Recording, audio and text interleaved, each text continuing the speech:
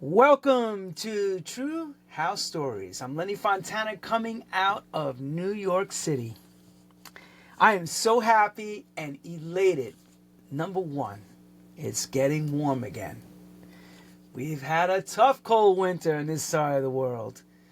But spring is in the air and it's right around the corner. Summer's coming. And the perfect person I'm bringing on, his record was that kind of record, and his music was that type of music. It lifted you up. Even though it was down tempo, it felt like you were dancing to very fast music. Why? Because the message is in the music. He's cut his teeth with a band called Linx. Okay? And he formulated his own band, and he's been around for decades. He's done very well for himself. He's a master of the game. His name is Junior. And we used to see his picture, Junior. His record was mixed by many great DJs, played by many great DJs, from this side of the world to Europe to Asia. T. Scott mixed his records. Larry Levan played his records. We all played his records. We roller skated. Oh man, he had the jams back in the day. And still doing it today. With no longer holding back, because I got to get him in here. And thank God he agreed to do this. I'm so happy.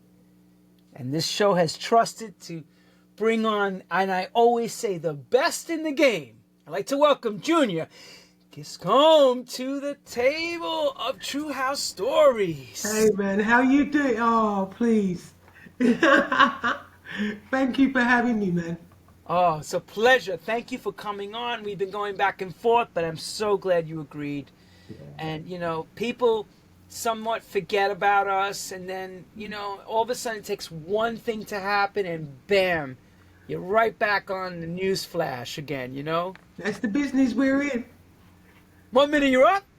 The next minute you're down, but you ain't down for long, man. You always come back. So it's always good. That's it. How are you feeling first before we get into that first question? You feeling good and everything good? Yeah, man, I'm good. Life is good. I cannot complain. I just come back from the West Indies, so it's all good. I wondered why you had that flashing tan. I was wondering. I said, he's got the rock lobster tan. Yes, man, of course.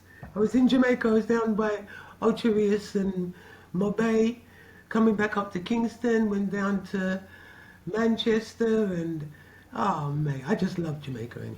So. Oh, it's a beautiful island. Yeah. Beautiful people. Yeah. Such a great place to go on vacation. I enjoyed going there as well, working and vacation. And vacation, both. Well, I'm not going to wait to ask you this question. I want you to get right into it because you have a big story and you got to share it with us, please. Of course. People, remember this. This man cuts back from the 70s, so let's be real. Even though he had his huge success in the 80s, but we're going to go back to even when he was a little kid, more towards the 60s into the 70s. Okay. Junior, how does music find you as a young child? What's that moment that gets you rolling? When I was a kid, I would say being the youngest of 8, and my parents, my mother would play gospel, my father would play jazz, my older brothers were into R&B, my sisters were into R&B, reggae. We had pop radio, because remember I'm born in England, so we had pop radio, which was a really eclectic, interesting period in my life. That whole period of being at home with my brothers and sisters, because it was all about good music. It wasn't about a particular brand or style of music. It was always about good music. So early Bob Marley, Toots and the Maytals, the Abyssinians, from a reggae perspective, John Holt, right? All of these people, Dennis Brown, Jacob Miller. All of these reggae singers and artists were what I was growing up with. And then on the other side, I had a sister who was married to a GI. So when I was around about 7 or 8, I used to go to one of the sites where the GIs was in the UK. And all I would hear would be R&B. That would be black, white, Indian, Chinese, regardless. It was R&B music. James Brown, Joe Tex, the Poets, Lost Poets, early Curtis, early Marvin Gaye, the whole Motown thing, very early. Now all of that stuff was seeping into me. At the same time, I was going to church with my aunt back in England during the very late, I'd say early 60s, late 50s, early 60s, when a lot of West Indians were coming over. They would open their own churches. And one of my uncles did that. So my aunt used to come and pick up myself and my two sisters who were up from me. And we used to go to a church in Camberwell, a part of South London. And I always remember at church what it was it wasn't so much what was being said as the music and what the music was doing to the people. The way that the people would get up and dance, the way that the people went into a trance off of the music.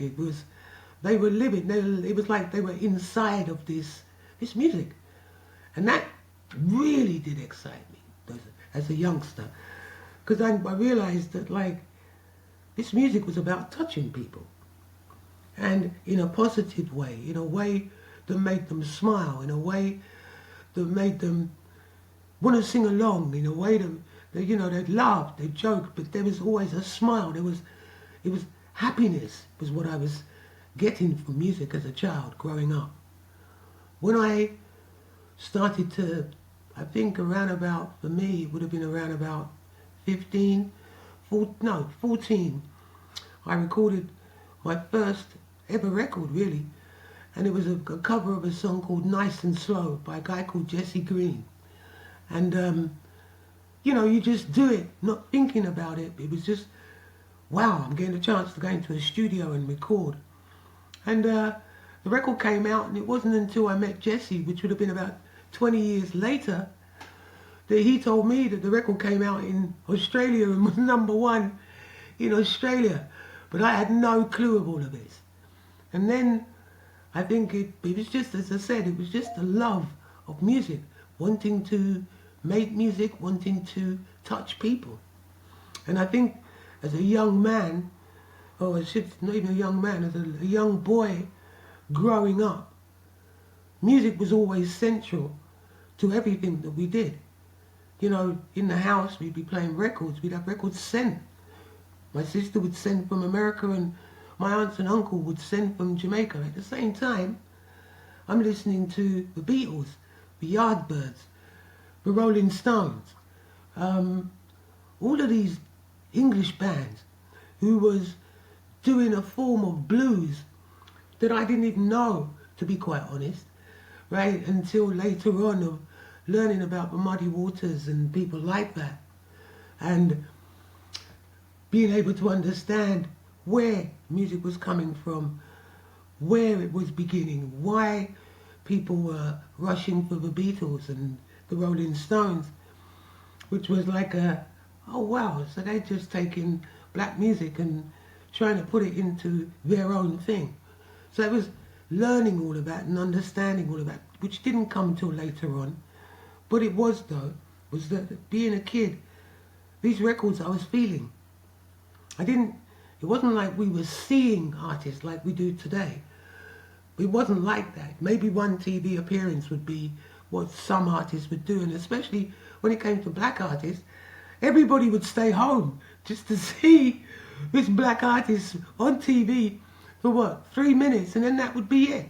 But we never saw anything like that. We didn't have TV that would show black music.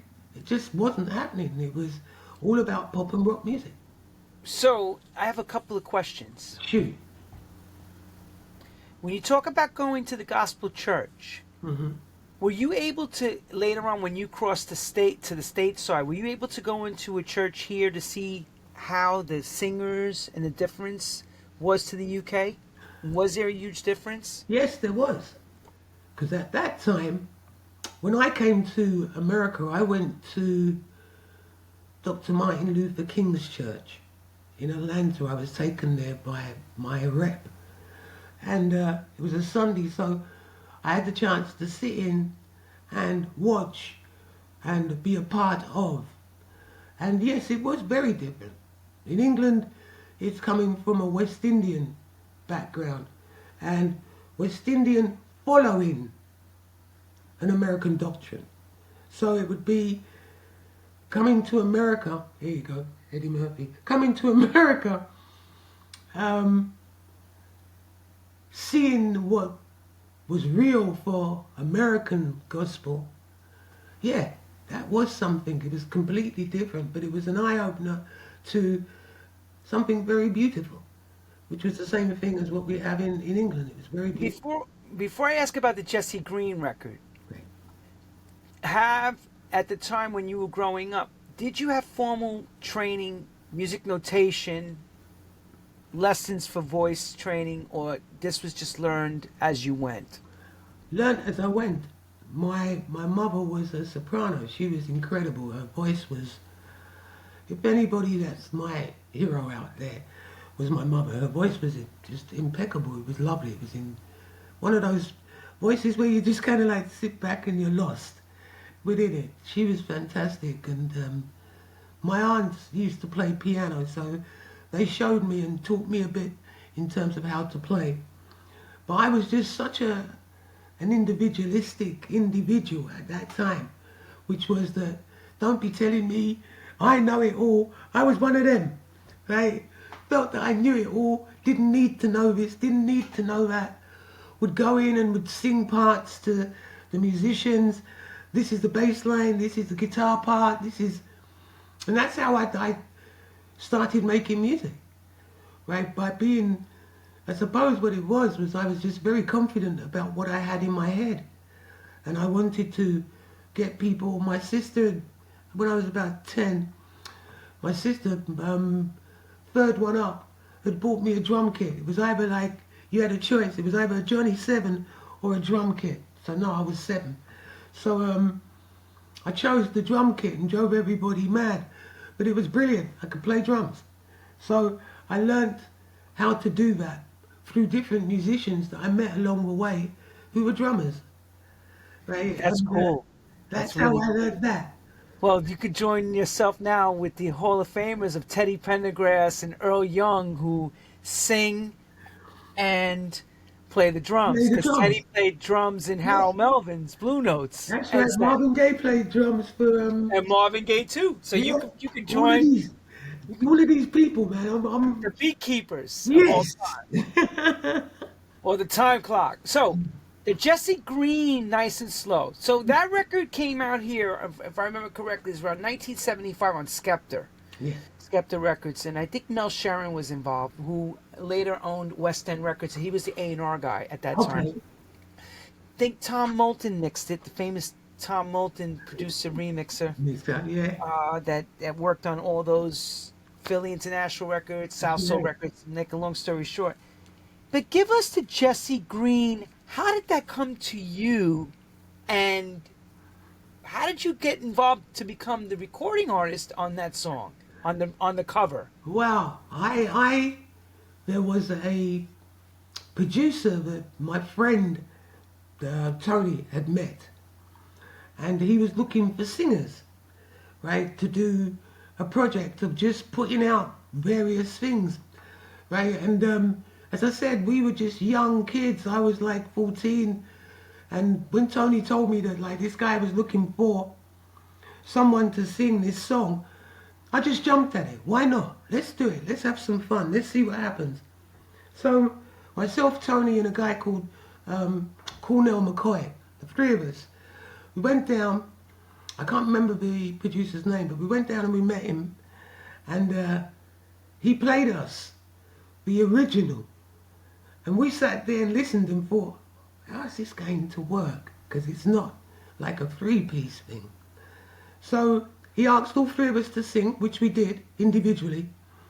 And he said that the song suited my voice. So would I be prepared to come back next week, right? Give me a week to learn the song and come back next week and record it.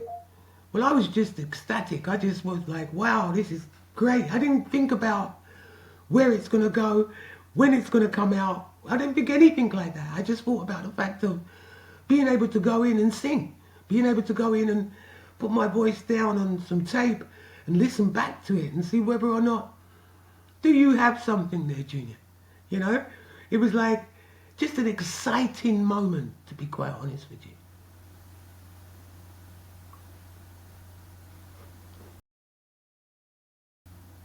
You there? Sorry about that. I had a little bit of a pause, pregnant pause, because I was taking it in. Oh, okay. So they asked you that question, do you really have something there? Yeah. So this is your first time actually in a professional In a recording professional recording studio. I'd never... Where was this, never in London? Yeah, this is in London. This was... Jesus, this would have been early... Well, if it was 75 that it came out, it would have been around about 77, 78. So I would have been around about 17, right, that period of time, by the time that record came out and stuff. Because it, yeah, good what, 65, 12, 2 years on, yeah. Yeah, so you were fresh, clean Fresh, shaven, clean, and green, very very green. green. So going in the studio, because you're very knowledgeable now, and you've done tons of stuff and worked with some of the best people in the game. Right. Looking from a bird's eye view at the session, tape machines running, I'd never seen multi-track it. desk. I'd never seen it. Come on, So Lenny. did it feel like, so let me ask that one question, I'll let you take it from there. Go on. Did it feel like you walked into a spaceship? I felt like if I was in space. I don't know about the spaceship. I was in space. I wasn't walking. I was walking on air. I was. My two older brothers, they had a group, and the group, it was 4 of them in the group. So in our bedroom, because the 3 of us, right, were living in this bedroom together. And when they used to do their rehearsals, which would have been maybe 3 times a week, they had these reel-to-reels. So they would do something, lock off, go back, re-sing it. So I started to see how that worked from a reel-to-reel perspective. Then going into a studio now, right, and seeing that 24 track, seeing that huge tape machine and that huge 2-inch tape, and wondering, how do you get everything onto this? How does it work? And then having like a Neve desk, which at the time didn't mean anything to me, but over time meant a hell of a lot to me. But seeing a Neve desk, seeing an engineer working beneath all of these things, I was walking on air, right? You know, you've been put in front of a mic and can you sing a little bit? Can you this? Can you? I was just off and running. You couldn't stop me. If it meant being in there for 24 hours singing, but I would have done it. If it meant being in there for a week, I would have done it. Because as time goes on, my story goes into being in studios and sleeping in the studio and waking up in the morning and going again, right? So living in the actual studio itself, opposed to going home. I did all of that too, but that very first recording, looking down It's at like a baptism, brother. There's nothing like it. It's that I'm telling you. first. You never forget that first time you see that. That's just, from that point on, your life has changed. Totally. But the first time is never like second again. It's first. It's just. When you do that first one, Lenny, that very first one, and everything's being done, and then you're going to listen back to what you've done, right? And you're able to say, I don't like that verse, or I don't like that line, and be able to go back in and redo the line, or be told, no, it's fine, it works in conjunction of, and then when you hear it back, there's nothing, that very first time, there's nothing like it. Well, it wasn't for me. That was just the best indoctrination that I could have had into this business, was doing that song. See, now here's the thing. Did you know mic technique? Did someone put you privy to that? Like, you know, for example, here's the mic, you know, to be X amount 5 fingers away from the microphone. Did you know any of that stuff? Or you just None of it. wait. You went None. in like a young buck that Yeah. knew all his stuff. Go I ahead. knew nothing, mate. I went in, I'm on top of the mic, I'm singing too loud, I have to come back off the mic, I'm not far, I didn't get this, then you had to find your gauge where it worked. Stand there, don't move, do it there. It was, everything about that first session was just incredible. But stop, See what start. I mean? See how it's all. Now you've done thousands and thousands of sessions, Yeah, worked backgrounds, wrote songs, yeah. lead vocals, but there's nothing like everything you thought about that happened because it's like a snapshot. You take your snapshots through the whole thing, and then for the rest of your life you're running down Yeah. that from that point. It's like all downhill from there. It's like that, I mean, right? I mean, the hit records, all that's of course, but you're thinking about what you would have done differently right back if Of I knew course. this, right? Of course. It's like anything. You're in it. You're. Once you've done that first one, it's like I remember going in and doing some demos for EMI. I was with EMI Publishing, and I'd be able to go in and I wouldn't really need an engineer, right? Maybe 2-3 years on, I didn't really need an engineer because I knew exactly what I wanted, because I knew this is how I want it to sound, this is how I want to approach it, and all of that came from that very first time of understanding I know nothing, right? I'm coming in knowing nothing. I'm going to learn everything, and I'm going to take that to the next session and the session after that. So it was that very first session was this is what I want to do. This is the life that I want to lead. I want to make music. Not saying that nice and slow is what I want to make, but I want to make music. I want to be able to do this live and also within a recording studio. Okay, so you talk about you cut into doing the band thing. Right. At the time when the Nice and Slow record, what was popular around you musically that you were gravitating towards? That you said, oh, I want to be that. You know, I want to do this. I think, looking back, I think for me, it was Sly Stone. I think there was an album called There's a Riot Going On that Sly did.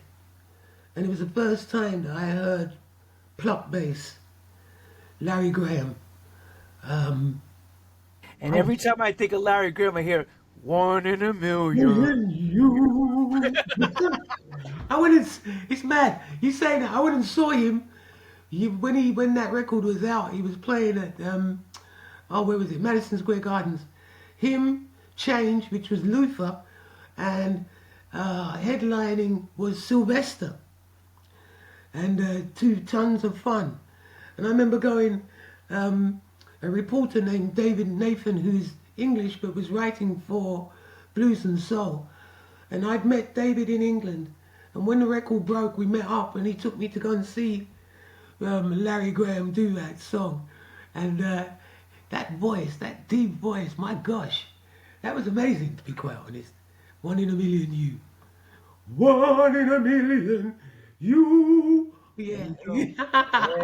Yes. But that's what I'm just saying. When you say Larry Graham, I always think of him, 1 in a million of course, you. with Sly and the Family Stone, Yeah. him picking that bass. So I'm assuming that would be your muse, Right. Sly and his band, that you wanted to become Junior in his band, right? Yeah, I wanted So to take us plan. on that journey. So we got from the recording studio. How does this all begin to actually cut a band, to get a band to come off the ground? After doing the recording, I wanted to put a band together. I had 12 friends and we were going out doing this singing in pubs and little places like that. But we were just doing it for fun. It was a real kick just to be 12 guys on stage. They ain't got a clue what they're doing, singing songs like, oh, what a night. We were doing all of that stuff. Stevie Wonder's My Cherie Amour, we're singing all of these things. 12 guys, right? Not knowing who's coming next, what we're going to do, but it was fun. Then I got to the place where it was like, I actually wanted to put a band together. So I got, again, Tony Fairweather. I had a cousin called Tony Graham. And Tony was really the driving force, because I wanted to put a band together. He wanted to do something like that and put, you know, a band together. So it was really me and Tony that really started. And we got hold of, he knew a bass player called George Anderson, who later went on to play for a band called Shack Attack in England. But George came on board. A guy called Dennis Watson, as a drummer, came on board. And they were all people that we knew. And Paul Gengler, guitarist, he came on board, went on to play for Modern Romance, another band in the 80s that did incredibly well. But all of us, we wanted to make a music that would be not what we were hearing. What we were hearing was what they call jazz funk. And jazz funk was huge in the UK. Grover Washington came along, Bob James came along. All of these people were coming out of Hubert Laws, the Laws family. You know, they were all coming out with all kinds of jazz funk. And in England at that time, everybody was doing and wanted to be a jazz funker. If you was a musician, you wanted to do jazz funk. But Junior was a bit different. Junior didn't want to play jazz funk. Junior wanted to play funk, but with a British edge. So that the whole thing was more from a rock and roll perspective than it was from just an R&B perspective. So would you actually equate George Clinton and Parliament as your next muse? Very much. They were very much a part of where I was going, because the funkadelic thing, which was that rock R&B thing, right, that was all coming into play. And I loved that vibe. But what really smashed it for me was when the Isley Brothers came out with the 3+3 album. I think that must have been 72 or 73. And I heard Who's That Lady? I knew it with that guitar solo. I knew you were going to say that. I had a feeling it was that album, Who's That Lady? Who's that lady? Who's that lady? Lovely lady. That was big here. That was big here. That was huge in the UK. Huge. Who's That Lady? And again, sound systems were the things that were the big thing here in the UK now. Sound system would be, say, Sir Coxsone, who I followed, right? They'd be like Duke Reid, Savannah B, all of these names. But these sound systems would play at house parties. They would play at clubs and late night clubs as well. But Who's That Lady? If you was a reggae sound, you played reggae music. If you played a soul record, you knew that that record had to be huge. And most sound systems was playing Who's That Lady, right? Because they don't shift, they don't come into soul, right? Because it's popular. They were about music that would hit you, that would touch you. And that album was the one for me. It changed everything in terms of, or not so much it changed, it solidified is the right word. It solidified what I wanted to try and do, which was I wanted to mix, especially rock and roll from the UK. What I was hearing as rock and roll, should I say, from the UK. And what I was hearing from America in terms of R&B. I wanted to put that thing together, right, and come up with something, which from that time, which was, let's say, from 17 to when Mama came out, which was 24. So a 9-year span of learning and defining what I wanted to come with when it did come. The one good thing I have to say that I got to give you credit for is Ernie Isley, who was the lead guitar player of the Isley Brothers, brought that rock sound into that soul. But before him, let's cross that right. He actually got it right. I mean, we got Jimi Hendrix and all that. Yeah, which is. But we're talking about in soul music that we knew the 4/4 beat. Right. Early used to Unless he not. came out with this guitar solos, you're like, Come on, right? It was bringing that whole two elements together, if you like, right? But from a soulful perspective. I wanted to do the same thing, but just slightly more rockier, right? So that it went more towards what the ambient sound of, let's say, R&B, which was what I wanted to do, and then eventually managed to do what Mama used to say before T took it to somewhere else with the remix.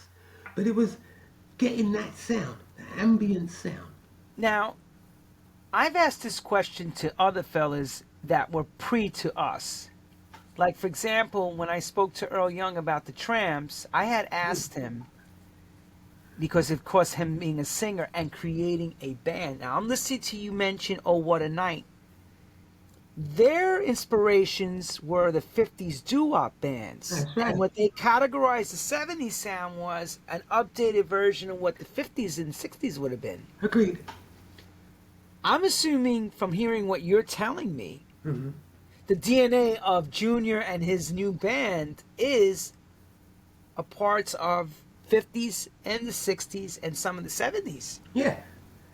You're listening to this whole generational music, right? And you're excited by, I used to love Earl Clute, I thought Earl Clute was wicked as a guitarist, fantastic guitarist, right? I listened to everybody, from your George Dukes to your Quincy, and what Quincy was doing with Sinatra, and what Count Basie would be doing, because my dad would have those records with Count Basie and Duke Ellington and what they were doing. The whole vibe, I would be submerged in, because it was like just good music. It just had good music going on, and that just took me. It was always, as I said earlier, it wasn't about what colour was making it. It was about whether or not it was good, whether or not I could feel it. And that period was, I want to do that. I want to make music that rocks you, that like gets you going, gets you dancing, gets you smiling, gets you, funky. Let's get funky, but a different kind of funk. One that's more distinctive to me, not saying it sounds American or it sounds something that just sounded Junior. And that was Now, funny you say that, because I was going to make sure that I mention this. Let's be clear, everyone. This brother is one of the few that was on Soul Train. That's right. And nobody knew he was English till he opened his mouth and started talking. Because even I thought he was American when he was singing at that time. Mate, everybody did. When I came to America, I remember Don Cornelius. I was rehearsing, and he came and he watched, and at the end he clapped and he said, "Junior, this is really cool, man. Very cool song." And I turned around. I think I must have turned around and said, "Thanks, mate. It's really cool." And he said, "What did you just say?" So I said, "Thanks, mate. Right, really cool. Thank you. It's nice of you to say that." "Nice of me to say that?" And he started taking the mickey.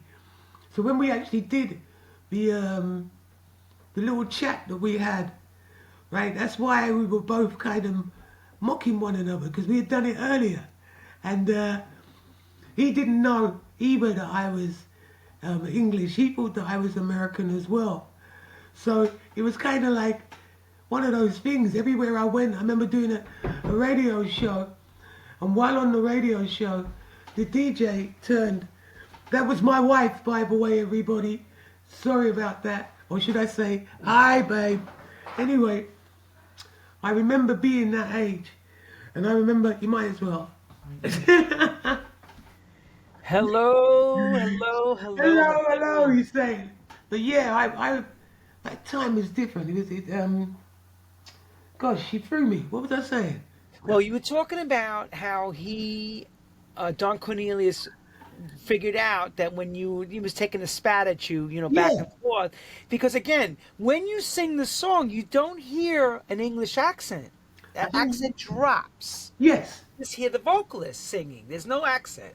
There's no accent. You just That's hear. why we were all like, That's huh? that's what I think everybody was the same. It was like, hold on, how can he be singing like that, right? But speaks like this, and I think I know what that was. That was me listening to all of these different singers, right, and hearing. You could hear people's personality through their voices, right? Some were angry, and that would come across. Some had grit, like Bobby Womack had grit in his voice, right? So you couldn't tell whether he was ultimately angry or whether he was happy, unless the lyrics were telling you. But I used to love that. I used to love mimicking all of these different singers until, as I said, getting the chance to do me. I found that, like, I didn't like singing and then, good morning, how are you today? I know it's more. I didn't want to do that.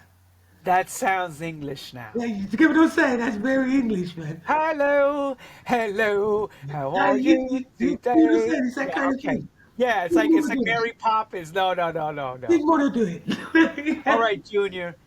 Here's the thing that people probably don't know. How you get discovered, truthfully discovered, for that.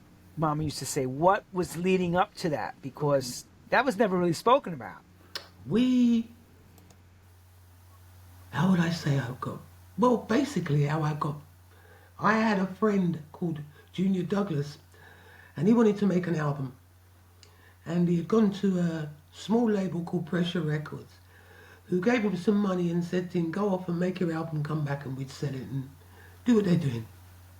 So Junior had beats, but he didn't have a top line. So we had met before, and he rang me up, said to me he's going in the studio, he's got 2 songs, right, he's going to send them to me. He'd like me to do the top lines and then come in and record. Again, wicked, giving me the chance to go back in and learn more about recording, learn more about being in a studio, doing what I do. So I got together with Junior. I wrote a song called Get Up and Dance, and the other one was called Hot Up and Heated.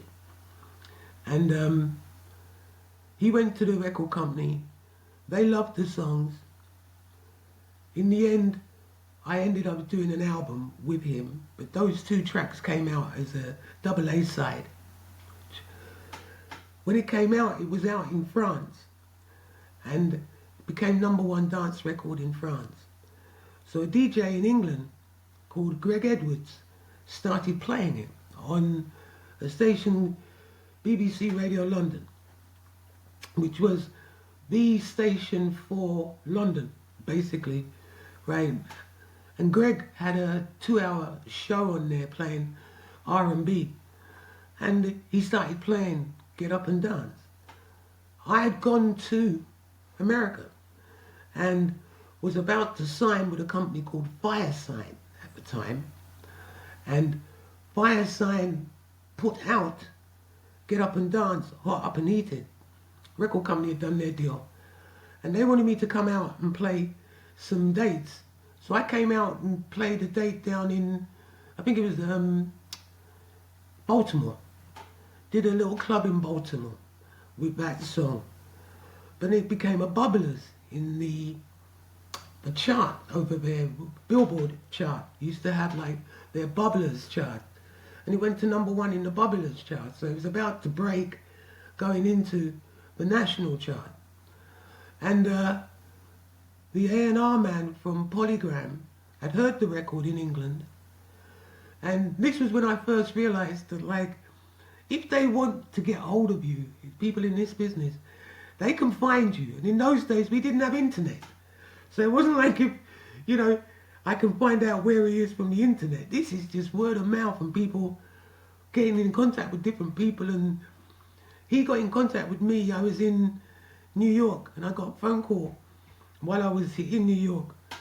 And I couldn't believe it. This guy from a record company rang me up and said he wants a meeting wants to talk to me about making records. So I went to Polygram in New York, sat down with this guy. His name was Roger Ames.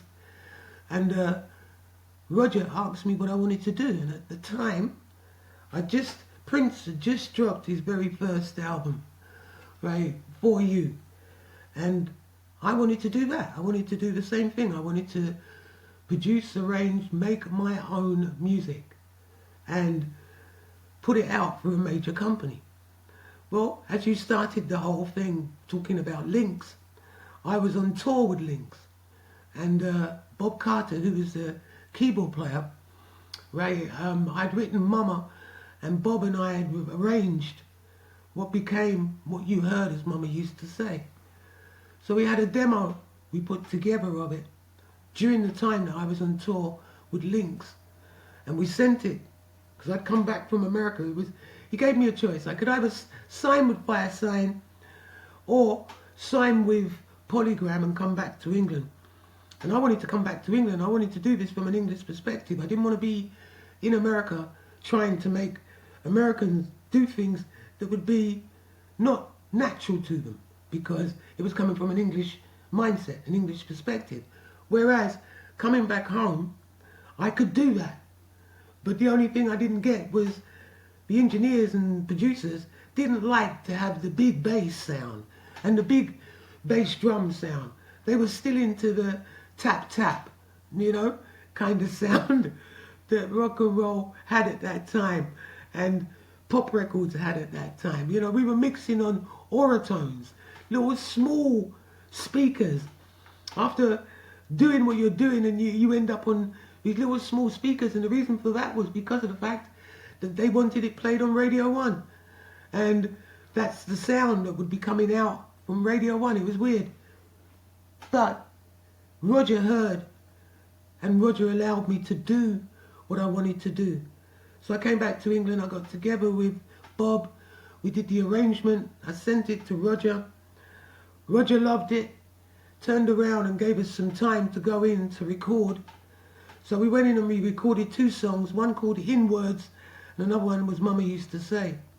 I liked In Words, which never came out, but Roger liked Mama Used to Say and turned and said, I'm going to prove to you, right, that this is the one. Leave it to me, I'm going to prove it to you. And that was how it was. That's what happened. He proved to me that Mama Used to Say was the track. When you say about low end and hearing that song, like when you first hear the song, doo doo doo doo, was that going on when you came over here? That low end that you were hearing, that American perspective? No. The American perspective was more about the overall sound. The overall sound was bigger basses, right? Rounded bass drums, right? And the voice was right up front, right? There was no hiding place for the voice. The way the English people were recording at that time was the voice would be mixed back into. If you listen to the first version of Mama Used to Say that we did, Bob and I did in the UK, you will hear the voices further back and a lot more reverb put around the voice. It's a bit like you're hiding the melody, you're hiding the voice. What T did was T took it and brought it into a American perspective. Because remember, back in those days, I was saying remember, but back in those days, right, when somebody got your tape to remix, that's exactly what they did. They didn't add musicians to it. It was about remix what you have. Not just give me the vocal and I'll put everything else around it. It wasn't like that. It was truly what it said, a remix of an original piece of work. Yes, that came later. Yeah. The additions of the parts. That was when Shep Pettibone started mixing, where you started hearing additional parts. tambourines, and Yeah. he put rhythm sections in and stuff. But back at that time, That's right. even when Francois K was mixing, they'd take the exact multi-tracks and just mix it so it sonically sounded what they perceived That's right. that they want their dance floor to hear. But that's where the true talent came in, I think, was that you could have a song that you believe in and you get people to mix it in a way sonically that it works for those people that they're going to be playing it to. And that's what T did with Mama. T managed to do T. it. Scott, he had that magic. Greg Edwards started playing the T. Scott version. Is that when BBC Radio 1 came on? Or No, he what was it playing was, the initial demo? it was the initial, he didn't play the demo. As I said, I was with a smaller label, Pressure Records, and Get Up and Dance, Hot Up and Heated. He started, that was getting played in France. And this is Greg, started playing that song, both sides, A and B side. So, off of the basis of that, the A&R man heard the song, because the song hadn't broken in the UK. But he heard the song, heard the voice, and that was it. He got in contact with the record company, which was Pressure. Pressure then told him that I was in America, right? But didn't know where I was. But Pressure had a number for me, right, in America, which was at my cousin's place where we were staying. And that's where they got hold of me. The record company, the A&R man, got a hold of me at my cousin's place. So can you reenact that phone call? I can imagine him calling you. Like, is this Junior? Or whatever? What was that phone call? Because I remember the first phone call when A&R people called. They were like, is this... You know how it goes. Reenact it. You get. I got the phone call came in, and my cousin Violet, she answered the phone. Person asked for Junior, so my cousin's looking at me like, who do you know here? And I'm like, I don't know anybody here. Right? So she said, but this guy's on the phone, he's asking for you.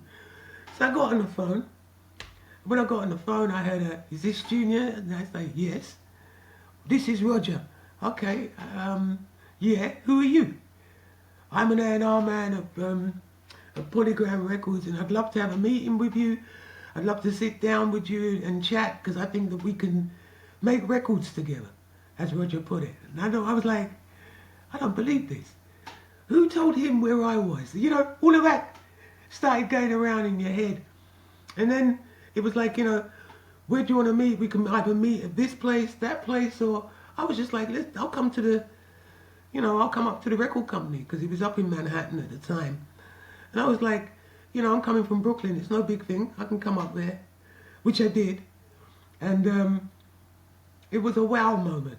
It really was a wow moment, because there was expecting you to be there. So when I got there, it was like, oh, Junior to see Roger Ames. Oh yes, no problem.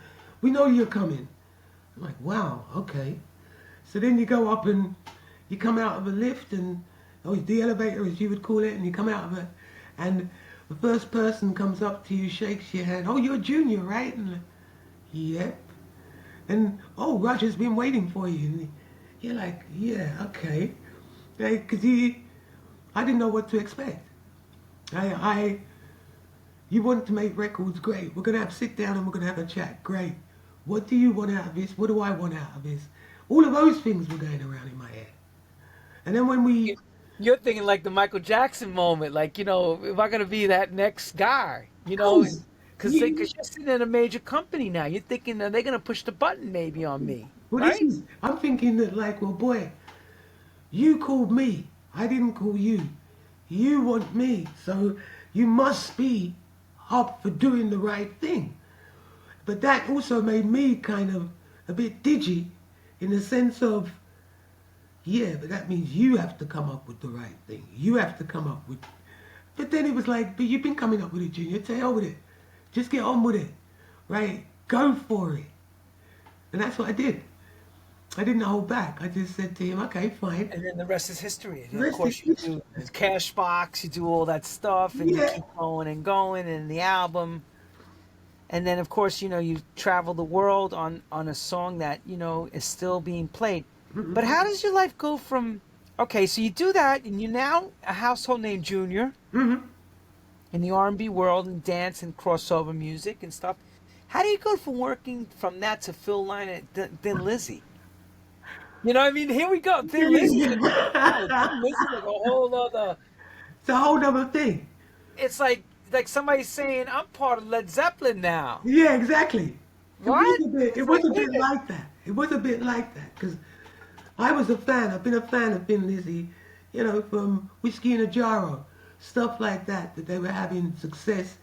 And also because he was a black guy fronting this white band, this rock band, right? And he came from Ireland and he had a real broad Irish accent, right? And all of those things just appealed to me concerning Phil. I didn't think about ever working with Phil. But I was in a club in Camden, in London, and lots of musicians and writers, and we all used to go to this club. And I was standing up, I think I must have been talking to George, rest his soul, George Michael. And while George Michael and I was talking, Phil came up, and Phil said, I want to make an album. He just stopped, he just came up to both of us and said, I want to make an album with you. And I'm like, yeah, right. You know, because I thought, no way, mate. Me? I want to make an album with you. I want to do something that, because I know that what you're trying to do is that rock R&B thing, and I want to make something like that. I was like, wow. Okay. Yeah. What do you want to do? So he said, I'll get in contact with your manager. So I gave him my manager's number. He said, I'll get in contact with your manager and I'll ring him and we can set up for some time. I still didn't take it on board as being for real. Not with George. We cracked up laughing about it afterwards. Yeah, right. You're going to be working with Phil Lynott. Yeah. You know, we just took the mick out of one another, me and George, concerning it. About 3 days later, I got a phone call from my manager saying that Phil had some studio time and wanted me to come over to his place and start working on some tracks. So I thought, okay, all right. So got in a cab and I went over to Phil's, which is in Wimbledon. He didn't live that far from where I lived. And but he had a studio in his garage. And we went into his studio and he'd pick up his bass and he'd start doing what he was doing. And I'd be sitting there listening, thinking, how do I fit into this? And then he played a riff for a song that eventually ended up called The Lady Just Loves to Dance, which was the first thing that he and I had written together. And I knew from then, this is going to work. And then he went and got, was it Sykes from, the guitarist from White Snake. And then he went and got Lemmy. And then he went and got Derek Bramwell. And then he went and got Tony Visconti to produce it. So this was a total rock and roll R&B, but more about what Phil was about than it was about what I was about. But my thing was to put the soul, if you like, into what it was, through the writing and through the singing. So it was an incredible, we worked together for about 3 months. I was going to ask you, did the record label understand it No. when he brought it to them? No, they They didn't get it, right? No, of course not. They turned around and they made the classic comment, which was that this is really good, but it's not going to work because Junior's a black guy. And I remember Phil's manager saying, but Phil's a black guy. Yeah, but Phil's not as black as Junior is. So wait, let me get this correct. There's a different cadence level of black. You best believe it. Remember, this is back in the 80s. Right, we got to get that right, everybody. Listen to this carefully. You're going to get this right, yeah? We're back in the 80s. That's This right. is the UK, right, where they're still putting programs on TV with the black and white minstrels and stuff like this, right? So we're in a time whereby, right, dark-skinned people weren't pretty much looked upon as any kind of relevance. Even though we were in the music industry and stuff, it still prevailed. So here was a fair-skinned black guy from Ireland with a very broad Irish accent. But everybody turned around and wouldn't see colour, But as soon as Junior turns up, right, a dark-skinned black guy who comes from South London and was very much a Cockney back then, right, and they couldn't see it. They couldn't fathom the two of us together. So the project, we did about 5 or 6 songs. The project never saw the light of day. Never saw the light of day. I have to be clear on something, everyone. 80s and 90s had rock department, crossover pop department, dance department, soul department, and something called rhythm and blues. Dance music that we knew, if it had a black artist singing on it, would be categorized as an R&B dance record.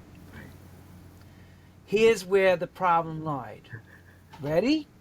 So now you have this up-tempo record with this great voice, and it's the dance people love it. It's working in the nightclubs, but really can go to crossover R&B radio, and R&B department gets and goes, we can't promote this. And here's the answer. Either it was too not black enough or too gay sounding. Crazy. And that happened on this side of the world many times. Crazy. R&B would go like this to the dance department. We're not touching that. Mm-hmm. Where the dance department was very wide open, like taking R&B artists. Sometimes some of the R&B artists were not making it to daytime radio, so what they would do is take someone like, for example, if Junior had a couple records, maybe didn't, they were really well written, but they didn't percolate on crossover radio, Right. pop radio. They would call someone in to do a remix. And then certain DJs start playing the record, and this record would get a life through the dance department. But imagine that. You got something so amazing, like he's talking about, and either, like he said, the color for Phil was, because he did white rock music, he's not black. He's not black. But Junior sings the way Junior sings, in the same stylings of D-Train and all those artists, Rick James at the time, and he's considered Motownish, black sounding. That's right. And they don't know what to do with him. That's right. They didn't know what to do. And this was constantly the problems at the major labels. I think at that time as well, most major labels had no, I know in the UK, no major label had any idea of what to do with any black acts that came through their door. They had no idea. Right? I remember a classic for me was, we have an awards in England called the Rock and Pop Awards. And the year that I was supposed to go and, well, the year that I went was the year that we had the Feed the World, Bob Geldof doing his thing. And I remember, we were at this awards ceremony, and they turned around and said, we've got this guy who was taking pictures of what was going on with the famine in Ethiopia and everything else. He can't be with us tonight, but we've got hold of him in sunny South Africa, in Sun City. Now at that time, right, South Africa was still an apartheid place. So I wasn't prepared to sit down amongst 1,000, maybe 2,000 people, primarily 99.9 white, who were then going to turn around and look at me. You know, we're doing this for you. It was such a surreal, weird moment. So I got up and said no. There was only myself. Prince had been there that night, and 5 Star. And that was it in terms of black artists, right? And Tina Turner performed as well that night. But that was it. Now, I turned and I said, 2 weeks later, there was a dance going on in a place called Brixton, South London.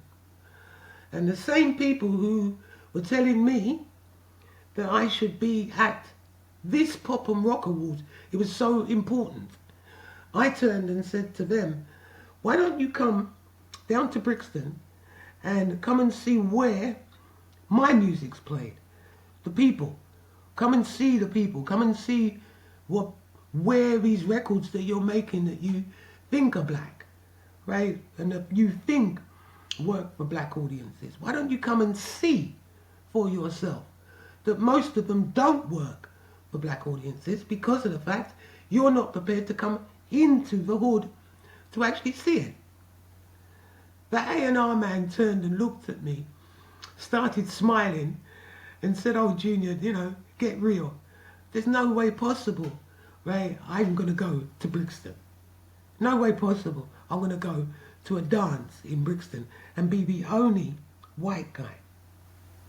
So I thought, wow, listen to that. But I must come to your thing and be the only black guy. And at the same time as being the only black guy, right, you're going to turn around and put me in a position whereby you're saying, "Look what we're doing for you." And all the cameras pan around on me. Look what we're doing for black people. That was something that really threw me, shook me. I was taken aback because it was just so blatant what was being done here, right? So I got up and I left.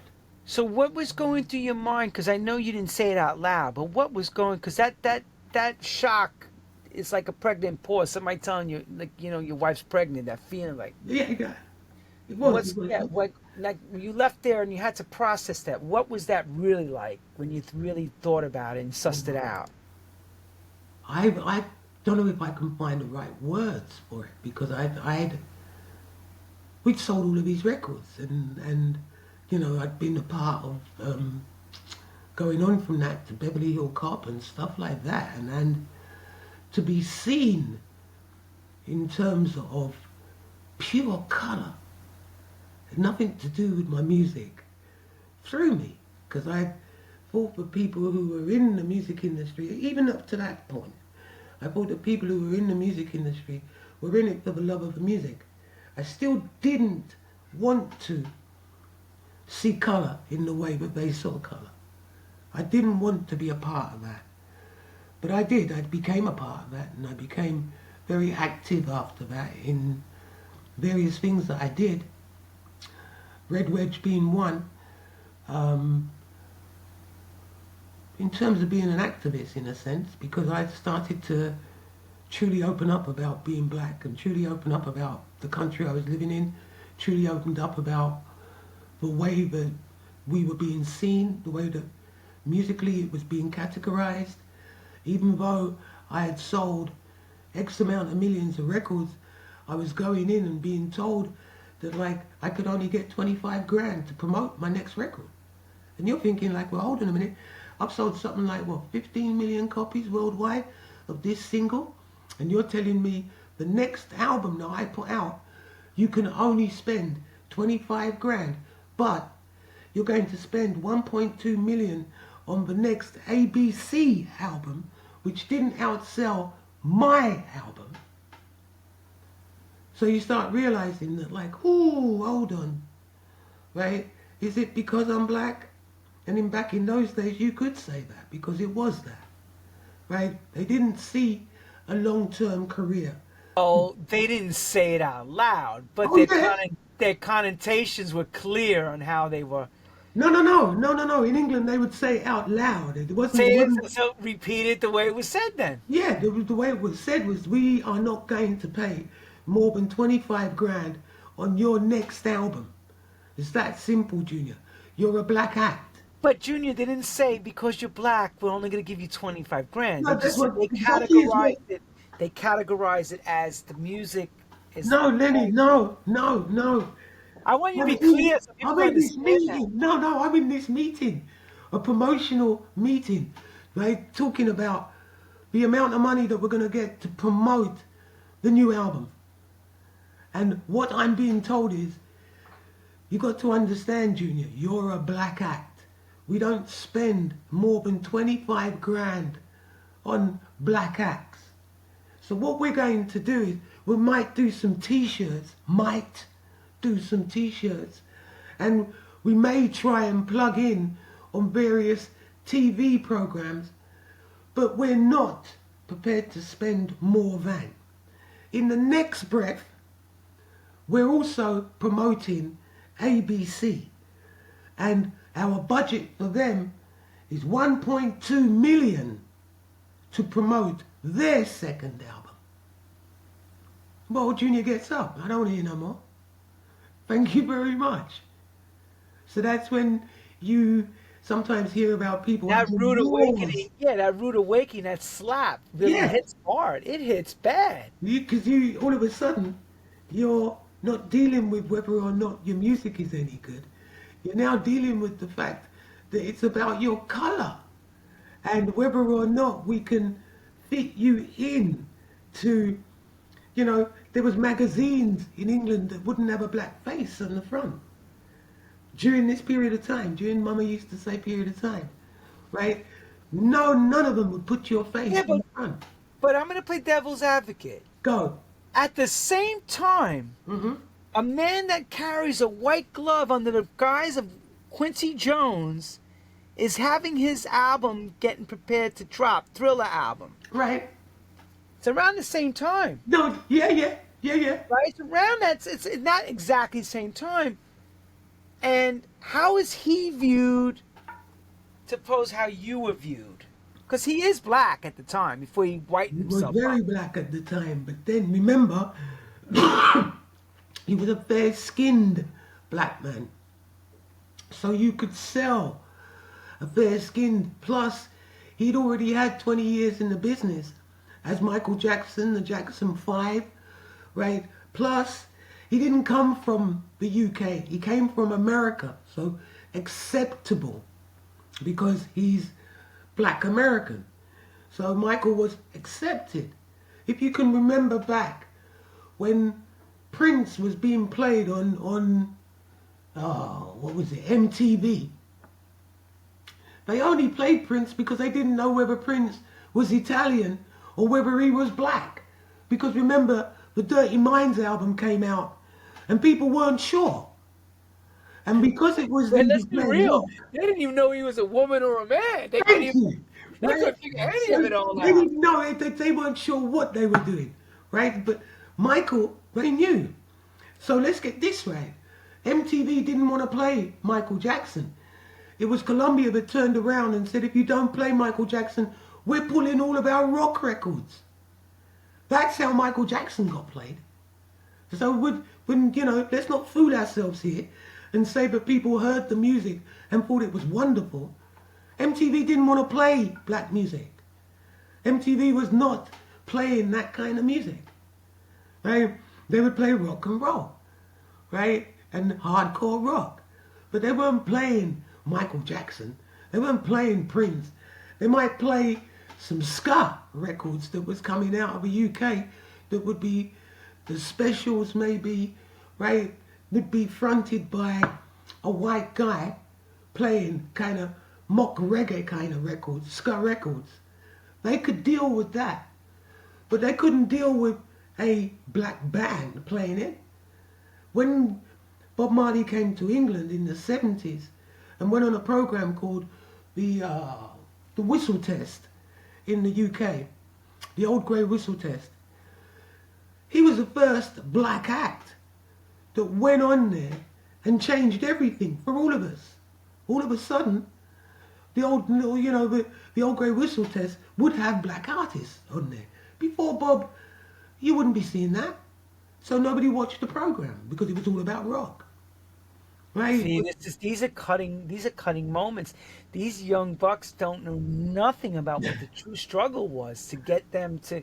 This is all normal now, but now it's normal. Yeah, it's normal now, but back in then those you were days, fighting, you were breaking walls down. we had no choice. If you wanted if I wanted to get played in the UK, right, it was take your glasses off. Don't do this. Maybe if we make you a bit lighter with makeup and stuff, because they didn't know how to sell anybody who was of dark skin. And they found it intimidating for you to have so much success in America so that you could come back to England and say, I want it done like this, I want this. And they weren't up for that. They weren't up for all of that. And I realized that. So they weren't feeling the idea like that Barry White could be so successful, because look how dark Barry White, Right. may he rest in peace, Mm-hmm. and the kind of vocalist he was, Right. and the kind of success that Barry White had. Mm-hmm. He would walk into his UK counterpart label and tell them what he wants. He's got to. They were not ready for you to go take that position, right? No, they're not ready for that at all, because here you are now turning around, right? They're still, as I said, excuse me, they were still in the moment of colonialism, still leading the way. They were still very much in the moment of, if you had been, let's say we were first generation, basically, in London during that period of time, we were looked upon as, go and get yourself a job. Then the job that you're supposed to do is either being an electrician, a plumber, a cleaner, nothing to do with being educated and being a lawyer, or being a barrister, or being a doctor, or any of those kind of jobs. We weren't looked upon in that light. So if you can imagine, here's a guy called Junior who comes along, puts out a record called Mama Used to Say. The record goes to #1 in Cashbox, #2 in Billboard. Across the world, he's hitting top 10 with this record. This guy's now huge, and he comes from South London, and he's black. So he goes into a meeting, and in that meeting, he's able to articulate himself, like anybody else out here, right, and put across what Junior is supposed to be all about. Everybody in that meeting is white, and they come out of a meeting, and they've all gone to university in various different, they've got very well-educated young men. And they turn around and they tell you that, like, they've never met a black man who was so articulate. What does that mean? What are you saying? Right? What are you trying to get across? Right? That, like, we aren't able? We're not capable? This is the Because 1980s? Come on. I'm going to be real. Now I'm going to be totally real. Don't get angry at me, everybody. No. Don't get angry. But when I first came to the UK and I spoke to all the brothers and sisters from your side and heard how well everybody spoke, I was gobsmacked. Coming from New York from a street level and hearing, and I'm like, wow, man, everybody's so properly educated here in the UK. Damn, I feel stupid right now. Like, I'm thinking, man, they speak such proper Queen's English. English.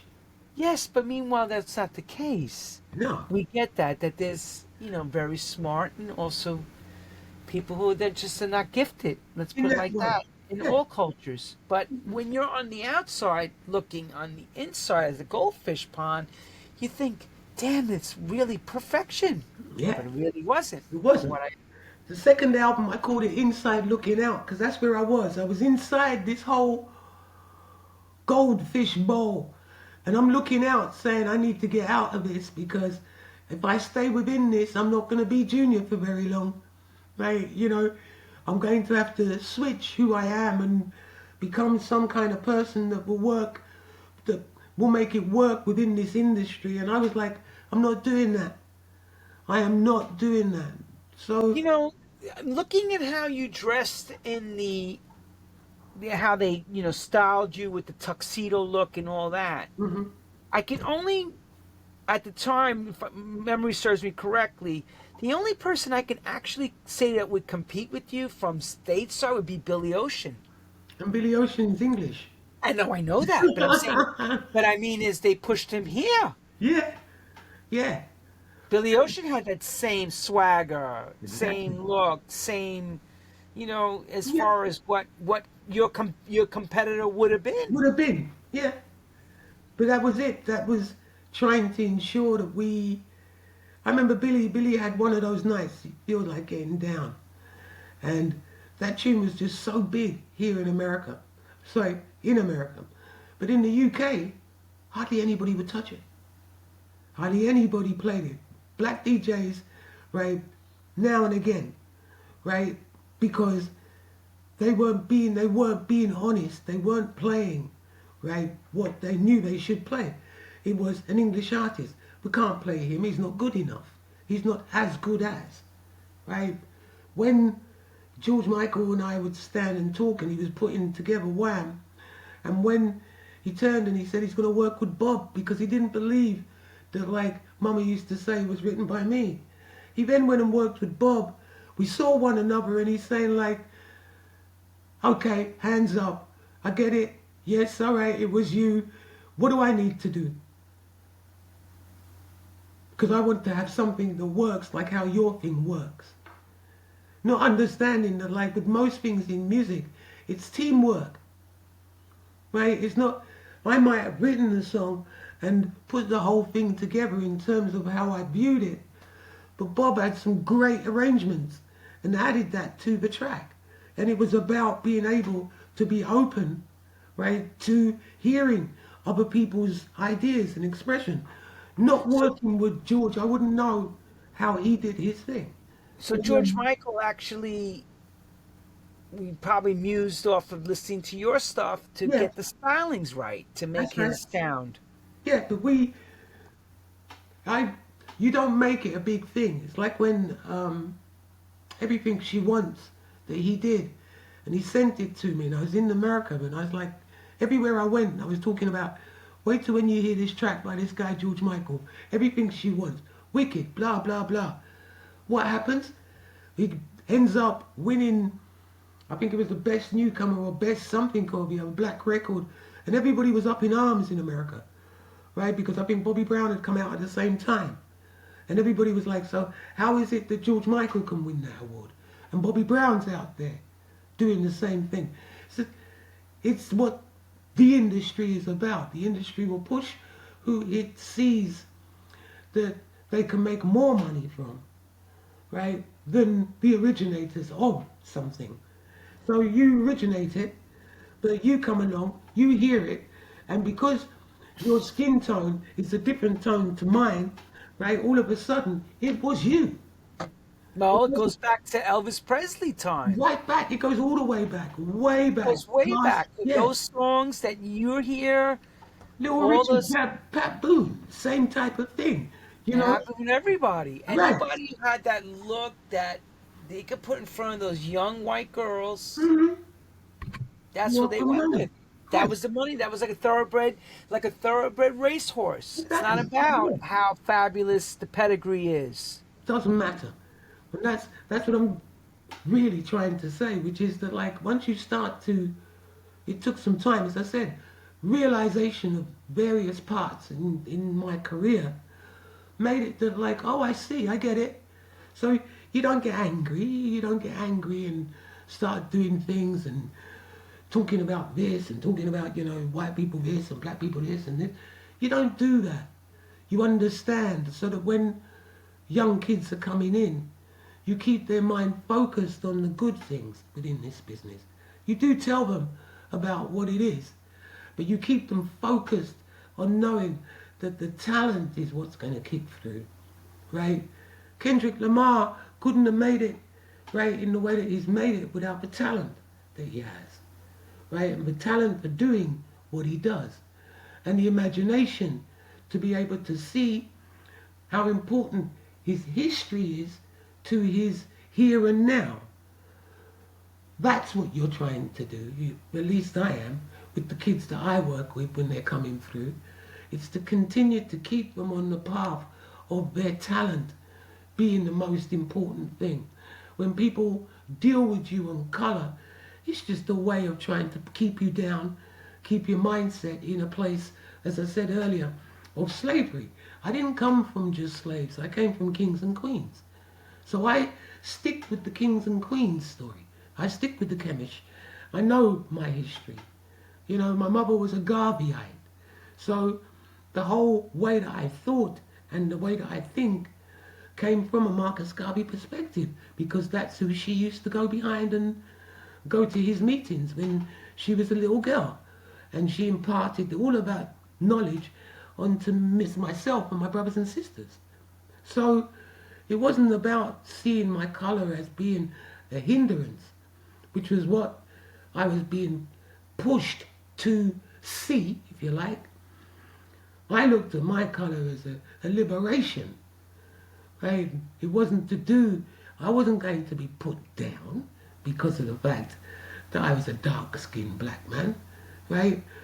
You can keep all of those kind of negative connotations and negative mindsets, right? But change is going to come. A change did come, right? You know, change come when all of a sudden lots of black acts from the UK were being successful, not just in the UK, but outside of the UK.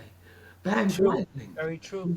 you know, Imagination, Phil Ferrer, Lee John, Imagination. I know. yeah. All of these guys were now becoming successful outside of the UK and being accepted for their music, not the colour of their skin. And that was the change that Britain music industry needed to see and needed to fully grasp, that if you were going to take a black act on board, it was within your interest to know where they're coming from, what they're into, the whole kit and caboodle, so that then when you're promoting and you're putting their music out there, right, you know where you're hitting. You have a good idea of who's going to be there. Instead of just faking it, you're more of an originator because you're in it. Yes. And that, I'm just going to say it like this, and that sums up who Junior is. Pretty much. He gave us an amazing interview. Probably touched a lot of things that never heard before. Maybe. But And this is why it's called True House Stories. that's right. 'Cause Because we it's get the being truth. true. Yeah. It's The not, truth. I don't want to come on anybody's program, right, or sit in with anybody and try and gloss the career that I've had. It's been fantastic. But there were moments within it of realizations that young kids coming in, some it's broken because they came in not believing that people could be the way that some people are in this game. Well, there's a thing of whitewashing going on both sides of the earth right now. Come on. It's We're- happening right now over here. The We're watching it. education system is trying to change everything that happened. Exactly. We're watching it. I know we're watching it right in front of us in this new era. It's You know, crazy. Gil Scott said the revolution would not be televised. It's televised. It is It's televised. being I know. televised. It is. He's right. He's not around to see it, but he meant it. And he wrote that in the early 70s, he told us. Exactly. So you can imagine, that was the kind of thing as well. You're listening to these great artists, right? And the struggles of people in the Deep South. I remember listening to Gil Scott Heron talking about people giving their blood but getting this disease, right? And as time went on, what happened? This disease HIV, became worldwide. Thank you. I know. And we lost a lot of people like Keith Barrow and a lot of on. artists at that time. At that time, right? But the artists in America were actually talking about what was going on, opposed to trying to fake it, right? And trying to, oh, it's all glossy and it's all nice and whatever else. No, they They were were telling you. They were telling you through their wake music. up everybody. Yeah, through their music. You're being told what's happening. Today, you don't have many artists who do that. And that's really because of the fact that your Spotify's, your different platforms for music doesn't allow these kids to actually turn around and be into a musician, be into a singer. What it is 15 songs that sound the same, and the algorithms are going to make sure that you listen to those 15 songs that sound the same. Right, because you're not hearing the other ones because they're not putting them in your face. In your They're just face. not- Right, so the algorithm says, oh, over there, 30,000 people like that over there, so you must like it. So then Right. it drops, it drops you into that, right? So unfortunately, you're not making your own decisions about the music that you're actually hearing. You're being told what to like. You're Well, that's being, of everything now. yeah. But this is the world we're in. It's called the influential influencer. If it's the AI or person that does the postings, they're telling you how to think, Mm. eat, breathe, sleep, Yeah. work, Work. rest, You know, listen, we have watch. a. On that note, everyone, I'm going to thank Mr. Junior Giscombe for his wonderful time with us and very insightful and realness. I can't thank you enough, and we wish you many, many, many, many more years of success in the game. Thank you very much, man. And we welcome you back again to come back on and tell us more. But you gave us a lot to really. We need time to chew on this for a little bit to really, people gonna watch this. You'll probably get messages from people. I hope so. Maybe get it. Maybe say, no, Junior, did it really happen like that? Because it's hard for people to believe sometimes. They don't believe it. They're like, no. No. I'm like, it happens. Yes, it happens. It happens. But the beauty is, the reason you're still in this game and the reason I'm still in this game is one thing: we love music. Yeah. It's not the business. And the gathering of everyone that comes from Yes. the news. The gathering. The gathering, the industry is the industry. It's like, it's a beast unto its own, right? And none of us who come into it is going to be able to switch it up and change it into what we would like it to be. But we came into it because we love music.